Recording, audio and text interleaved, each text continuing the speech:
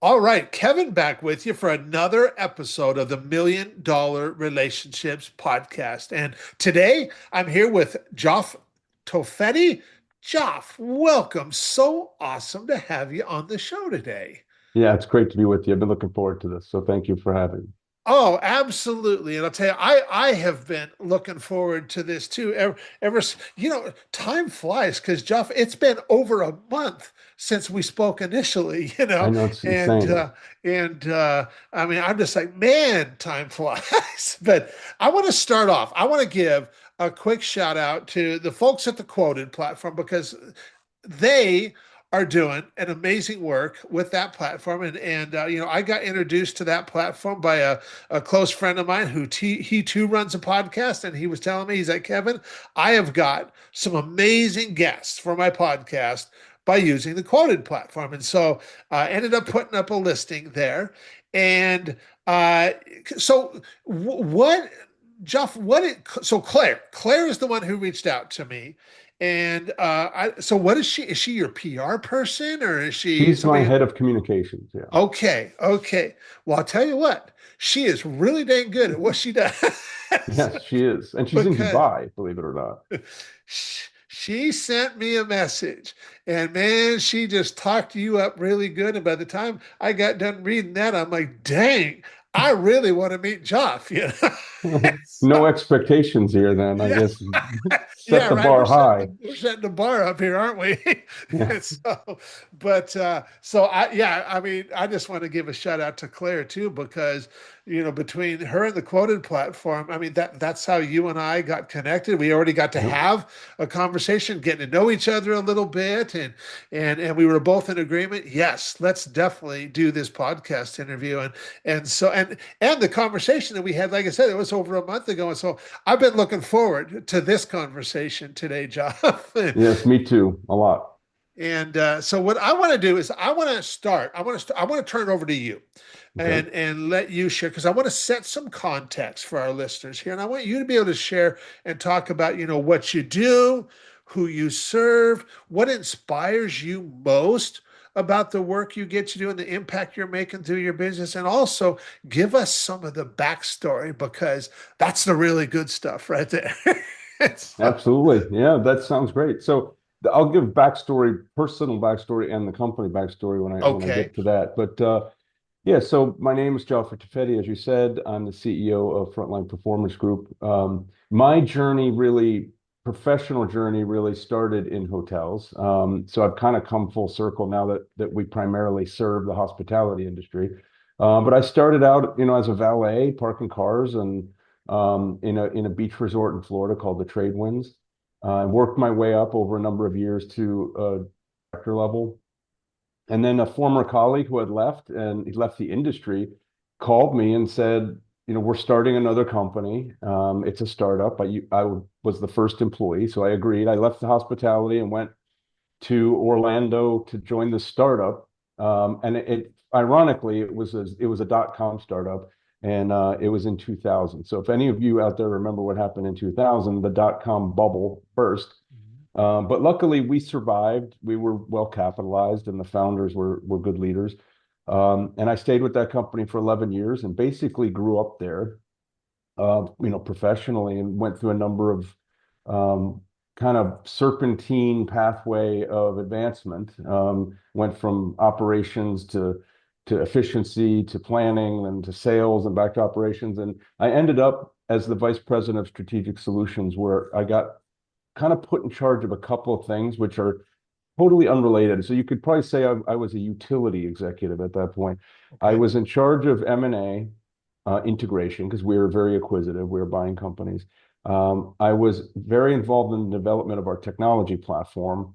And I was also in charge of channel partnerships. So setting up third-party relationships that would help, generate revenue. And I did that for until we sold the company.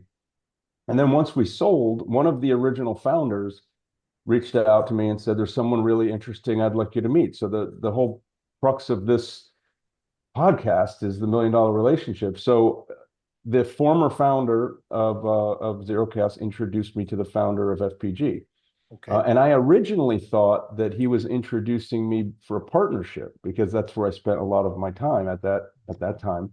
But I immediately, as soon as I met him, I was like, oh, this is really interesting because at Zero Chaos, it's not called Zero Chaos anymore. It's Workforce Logic or something. They changed the name. But um, in that company, our primary purpose was saving the Fortune 500 money through their procurement processes. And what FPG, Frontline Performance Group, did was like the complete opposite. It was helping companies generate revenue through their front line, through their employees. Okay. So that sounded a lot more interesting than squeezing the supply chain for nickels, which is what we had spent 10 years doing. This was inspiring people and it was sales oriented and service oriented. It sounded very exciting. So Ziad and I spent 6 months having lunch a couple times a month.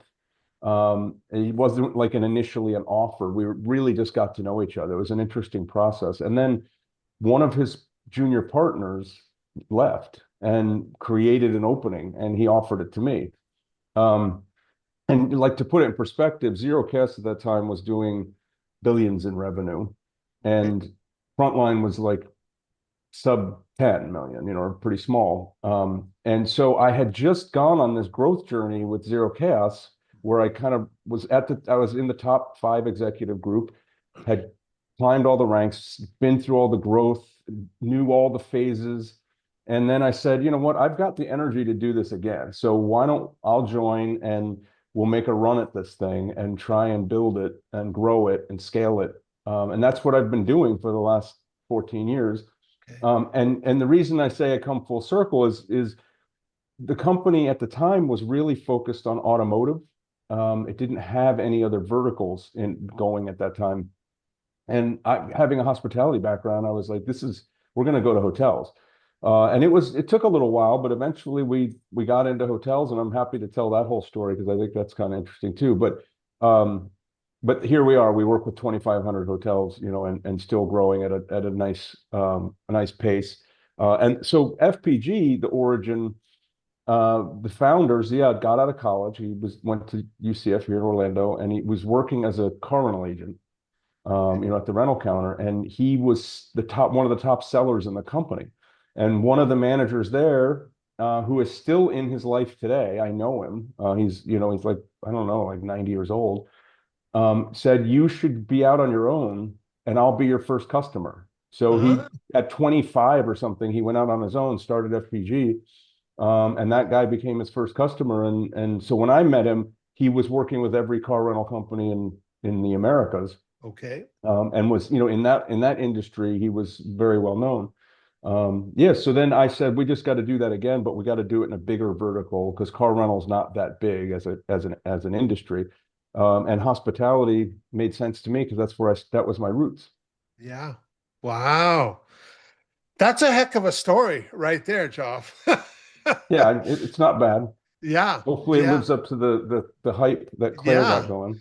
And it's very telling in it because I mean, every entrepreneur we go through, what do we call it? I mean, I don't know, cycles isn't the right word, but growth stages for sure, Yes. where, I mean, I've had three in my own career, and I just turned 60 on Saturday and stuff.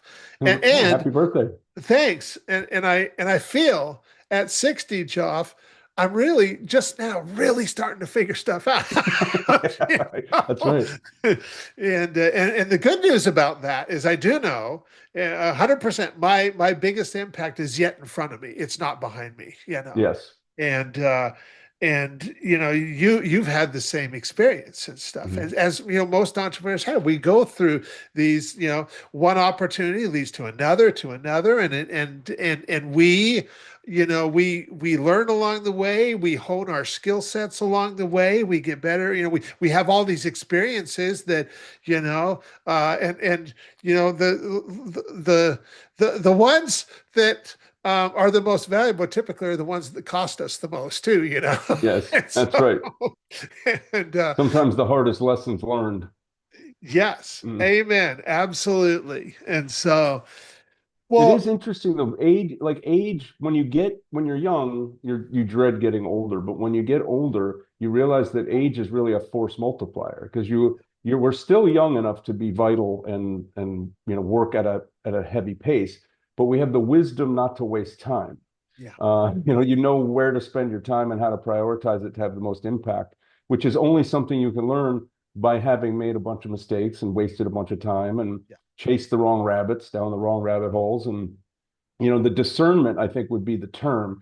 The wisdom of age gives you discernment to kind of sniff out a waste of time or yeah, sniff out a bad opportunity. Where when you're young, it's hard to know. You're trying to seize every opportunity, and yeah. some are just dead ends. Yeah, absolutely. Absolutely. And yeah, that's really well said because yeah, I am, I do feel time is one of my most valuable assets, as it is for many successful entrepreneurs. Time is their most valuable asset, stuff, 100%. And Yeah. yeah, yeah. Well, okay, so now that we've got some foundation set here, I want to switch gears just a little bit and I'm going to ask the question for the benefit of our listeners here and stuff. And so, Joff, have you ever been introduced to a person or persons who completely changed the course of your life or your business, so much so that much of what you have today would not be possible if not for this person or persons? And I'm just really excited to hear your story and your experience around this topic of relationships. Yeah, it's a phenomenal question, and I appreciate it because it is thought provoking. Certainly, my introduction to Ziad Corey was a life changing introduction and Okay. has been a life changing relationship. I mean, it's his company, and he trusted me to come in and kind of rethink it. He's supported this journey all the way through. And even in the middle of COVID, realized the journey that we were on to convert from consulting to technology was better in my hands. So he appointed me CEO. It's not easy for a guy who's still, he's only in his 50s, to take a step back and say, in the best interest of my life's work, I'm going to trust this other person Yeah. to take it over. So, he's an extremely generous, loyal person, and he's had a ton of success in his life. And certainly given me the platform to grow myself professionally and to, you know, not make as many mistakes as I did when I was young, but try some things. And when you're trying to grow a business, there is some level of experimentation, and that takes a lot of trust for someone to say, yeah, you can spend that money and it might not work, Yeah. and most of what we've tried has worked, but we had a few things that we tried that didn't work.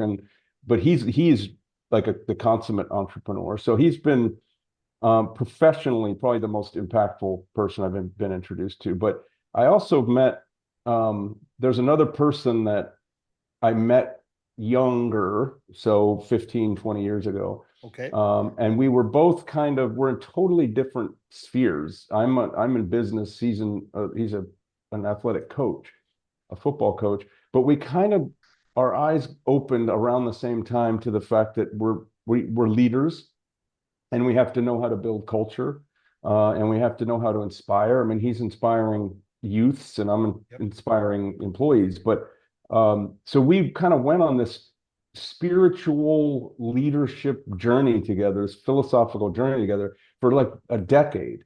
Okay. And that became a very close relationship because we were both implementing the same ideas in different environments and then coming back together and talking about it and Okay. exploring it. And it became a really good sounding board for me outside of the corporate world to talk about culture, because his challenges and my challenge are totally different. But what we ended up arriving at is a belief system that worked in both environments, and we both achieved, significant success Yeah. doing that. So I would say, his name's Matt Hedrick. He's the head coach of high school football team here in the area.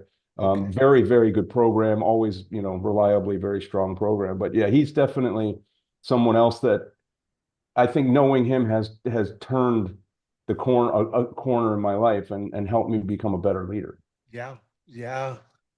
And I think there was one other person that you wanted to talk about. I want to give you the opportunity to do that before I kind of start doing my thing and asking more questions. Yeah, sure. Yeah, absolutely. The other is the CEO of Zero Chaos. He wasn't the founder. He came in a couple of years in, and bought the company, Okay. did like led a management buyout of the company basically. And he was like him. My life has been two CEOs basically, and they're completely different. But Harold Mills, he's a Harvard educated, Harvard MBA, very successful early life, very dynamic, charismatic leader, great public speaker, very astute strategist when it comes to the corporate world. He's worked at GE, so I almost got like an MBA education from him because I don't have any higher education. I didn't have the opportunity to go to college. So um, learning from him how businesses operate, how to read a P&L, how to read and structure contracts, it was like a huge amount of business mentorship from him, and also learning how to sell. The guy is, he's a sales guru. Um, so he was a huge impact in my life. But at the same time, I had reached a place in my life where I needed to fly the coop, and find, and that's when I left Zero Chaos and joined FPG and took all the lessons he taught me with me. And it's helped me build, and scale this business. But it was time for me to go, and I went, and it worked out great for me, and it worked out great for him. But yeah, he was a tremendous influence on my life. Yeah. Wow. Wow. So let's dig deeper into this. So I want you, and I'm sure you'll be able to come up with a number of examples of this. I just want to challenge you to come up with one. But I want you to think about a situation where you personally, you got to make a really big impact. And maybe even in the moment, maybe it surprised you a little bit. But you also know that that would have never been possible if not for your relationship with any one of these three gentlemen that you've spoken about. Very interesting question. Yeah, well, I have some colleagues now that if I had not met Ziad and not been able to um, take over and run the company and start growing it, we would not have been able to hire some of these people. Okay. Um, and if, I'm not sure I'm going to name them just because, Okay. I don't have their permission. But there was someone that had fallen on some hard times in his career, on not his fault, in situationally, um, and was kind of rudderless from a career standpoint when I met him. But I just immediately recognized his talent. There's no question he's still extremely talented. And if it hadn't been for Ziad trusting me to pull the trigger and hire this person for more than he wanted to pay, Ziad hadn't paid anyone this kind of money for this kind of role before. It allowed me to bring him into the company, and it's been a tremendous success. I think it not me, his performance in this role has transformed his life, and gotten him back on track to, maybe some of the time he had lost when he had, some hard times. And he's expressed this to me repeatedly, and I don't take credit for it, except that, and that's why the question is phrased so brilliantly. It's not me. I mean, I hired him, but it was being enabled by Ziad to hire him. And there's been a few of those at FPG that we've been able to cultivate some talent that we would not have been able to, and they are tremendously, impressive people. And it's because Ziad trusted my judgment that where we needed to put talent, and it was going to cost more than we wanted, and it wasn't going to pay back as fast as we wanted. But by bringing it in, we were laying the foundation to be able to grow a business. So yeah, there's a bunch of those. But the gentleman that I'm talking about, he'll know exactly who he is when he hears this. But Yeah. that would be the best example I can give because it's been transformational for him. Yeah. And what a beautiful example that is because, not only, I mean, like, you saw something in him that maybe in the moment, he certainly wasn't seeing. but you saw that, you saw that he had this skill set or what have you, and that he would be valuable in your company and stuff. And but also you were empowered to be able to hire him and to trust your instinct and Hmm. trust that intuition that and your higher up was like, you know what? I trust you, Joff, Hmm. And that whole thing that this whole thing of trust just plays, when there's trust, in character, and there's trust in competence. And then there's also this alignment of interests and values. Hmm. And it's like the intersection of that right there. Boy, that is a sweet spot right there. It's You know, incredibly powerful when yeah, those converge. yeah, Absolutely. I mean, I think we talked about this when we met before, but trust is definitely the center and cornerstone of my leadership philosophy, my personal ethics. Um, because I had a realization, I don't know, 20 years ago maybe, that I realized the phrase "you have to earn my trust." It actually means something else. It means I don't trust you. And ever since that dawned on me, it was like an epiphany. I realized, and the same goes for respect. I don't, you have to earn my respect means I don't respect you. Because if you have to earn it, you don't have it. So if you invert that, you realize that you're starting not you, people, leaders that do that, that say that, they're starting relationships without trust. yeah, And it's very, very difficult to cultivate a meaningful relationship when you're starting from not trusting each other. So my personal philosophy has been and always is leaders give trust first. And that can be scary and you feel vulnerable when you do that and people can let you down. But by doing that, you're not punishing everyone you meet for the few people that have betrayed your trust. So I give you my trust. It's free. It's yours to lose. You can break my trust. And I will act swiftly when that happens. But when we hire people into we call it our tribe. When we hire people into our tribe, we put them through the ringer. It's hard to get in, but once you're in, you are given absolute trust. So you can make mistakes, you can say the wrong thing, all that stuff can be corrected.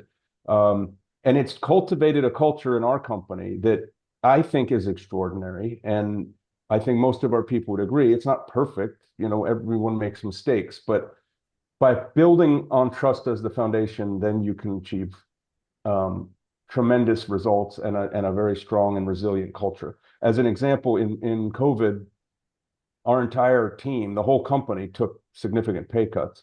But the senior team took like 65% pay cuts. And no one quit. We didn't lose a single leader because we're all in the game. We're all in this game of business together. And we are a tribe and, we're more like a family or a clan than we are a business. But that's because foundationally, it's all built on trust. yeah, yeah. That is a heck of a nuance right there, what you just shared, Joff. And you know, I wouldn't have been able to articulate that before you just shared that. But I am very trusting of people and I give trust all the time. Mhm. And you don't have to earn my trust, but I'll give that until you prove otherwise, Right. Yeah. Yeah. Assume the positive instead of Yeah, the negative. And yeah, that's probably why you're so good at connecting with people because they could feel that you trust them. I mean, there's this in, humans, what do they say? 90% of communication is nonverbal. You know when someone isn't right. You know when there's something wrong and when you meet someone, it happens very quickly. And I think it's because people are skeptical of trust and respect. They think it's something to withhold.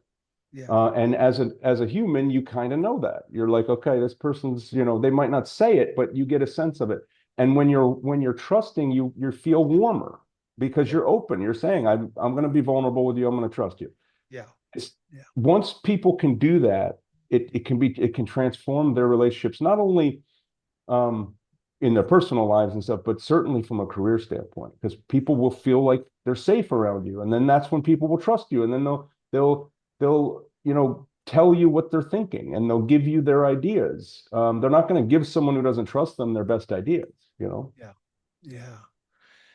You know, and you're right, we've all had the experience of extending trust to someone and then them letting us know that, oh, you know what? Okay. And like you said, when that happens, you deal with it swiftly. Correct. And so do I. Hmm. And I can remember an instance back in 2018.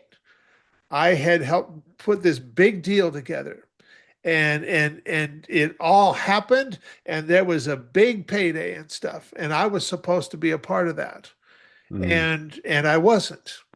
And the person that was that side of it for me, I mean, what hurt more than anything was not the financial payout that I missed out on. It was finding out that that person was not who I thought they were. Hmm. That's what hurt more than anything. Yeah. And and what and some people could take an experience like that, and we because we can tell ourselves whatever story we want to tell Right. about That's that right. Yeah. experience, That's right. Yeah. and we could tell ourselves, well, that just goes to show you can't trust people, you Hmm. know. And but that's not true. That person Can't be showed trusted. themselves to be That's not right. trustworthy. That does not mean all people are not trustworthy at all, Correct. That's And right. And you're exactly right. The narrative in our brain can make up like these wild, conclusions. And there are a lot of people that I have heard say, I've been burned, now I don't trust people. yeah, But what you're doing is you're punishing every person you've never met before you even meet them. yeah, Because as soon as you meet them, you don't trust them, you're skeptical, you're cynical. That all comes through. It all comes through in your demeanor. Now, if you're a billionaire and you want to walk around not trusting people, fine. That you can surround yourself with sycophants who will, whatever. But if you're a normal person going through life, life has a lot less friction in it if you have that positive mindset toward others rather than a skeptical mindset toward others. yeah, And it sucks that happened to you. And I've had similar things happen to me, and I've had employees come in and they make it through our extensive interview process and everyone loves them, and then it turns out that they're just not good people. And we get them out quick.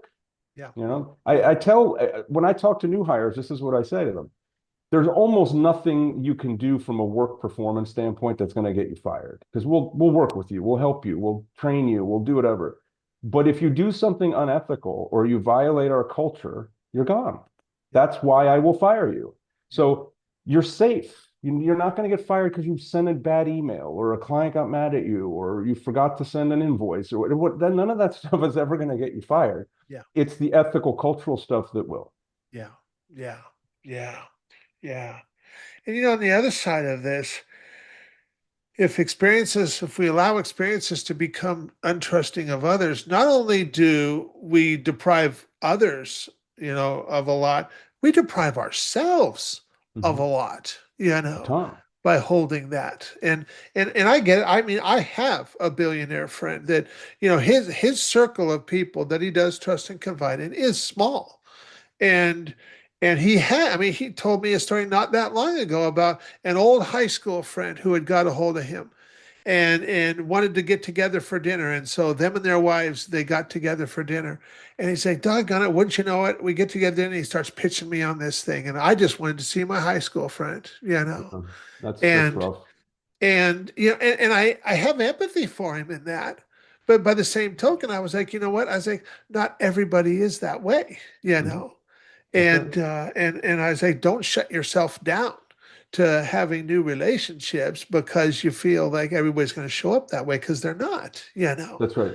And Now he's in I mean, I don't know I'm nowhere near a billionaire, but I would imagine you have to be in that particular case. It probably happens a lot that people yeah, come with it looking for does. And money. But yeah, like I've even had people reach out and say, "Hey, can we get together for lunch? I want to bounce something off you." And you do have a thought in your mind sometimes, like, "Oh, they're going to ask me for a job," or But I go anyway, and almost every time it's not what I thought it was going to be. They literally just wanted my advice, or they wanted to share what's something they're doing. So it is sometimes you have to battle the propensity to assume the worst. Even when you're someone that practices trust all the time, it is hard. But I'd imagine as a billionaire, you'd get disappointed a lot when people are asking for money because it would probably happen pretty often. But yeah, he shouldn't leave that lunch and say the next person that reaches out, I'm not going to talk to him because of that. But it's hard. It can be hard, especially when you experience it frequently. Yeah, for sure. Well, Jeff, I really appreciate you taking the time to have this conversation and just share from your heart. And the goal for this podcast has always been really simple. For on your side, for the guest, I want to give you the opportunity to honor a person or persons who have just been so valuable for you in your life, in your business. And then for our listeners who are also entrepreneurs, founders, and CEOs, I just want to use these stories to inspire them to Right. place an intentional focus on creating more real, meaningful, rewarding, and profitable relationships in their own lives. And Jeff, with your help, we definitely delivered on that today. Well, I And appreciate I know that. you kind of joked about at the beginning about setting the bar, but you know what? I mean, we far surpassed that. And so I just want to thank you. And for anybody that's listening to this going, man, Kev, I really like Jeff. I just love who he is. I love how he shows up. I'd love to find out more about what they're doing and stuff. Any websites, any resources we can share with folks? Yeah, absolutely. So from a personal standpoint, I'm very active on LinkedIn. Okay. It's literally my first initial last name is my username in LinkedIn, so it'd be really easy to find me. I'm the only Geoffrey Toffetti on LinkedIn, so you won't have any trouble finding me. And then from a company standpoint, it's www.frontlinepg, like paulgeorge.com. Okay. That's our corporate website. And I mean, basically what we do is because I haven't even described it, so I'll just do it for like 30 seconds. Sure. Go right ahead. We provide a technology platform that gives frontline leaders the entire toolkit they need to optimize the service experience of the customer and the revenue. So in hotels at the front desk, in restaurants at the table, across the bar, it's how do those frontline employees best engage for the guest, and what we do is we arm the managers with the analytical toolkit, the ability to drive incentives and goals. And there's also an LMS full of proprietary training on how to optimize that performance. We've been doing that for 30 years. We're, I think, the best in the world at frontline sales. And so if you're particularly in the hospitality or food and beverage restaurant industries, we would love to hear from you. But even if not, if you're just a leader who shares the belief and trust, I'd love to hear from you. Awesome. Awesome. Jeff, any last thing you feel led to share before we call it a wrap? No, I think just I really have enjoyed this conversation because I'm trying to do podcasts for this reason. It's just to have interesting conversations about leadership philosophy and business and this has been a great conversation. You're the way you're doing it, I think is fantastic. And I just everyone out there that lead with trust and you can't go wrong. Even if someone breaks it, you'll be feeling better about yourself. And what you said is exactly right. You won't be missing out on those relationships you might have if you're not holding yourself back and you let people in. So yeah, I've really enjoyed the conversation. I love this podcast. Well, thanks much. Really appreciate it. And really appreciate you. And I'm excited to get this out there and share it with a lot of other entrepreneurs. And so thanks again, Joff. Thank you.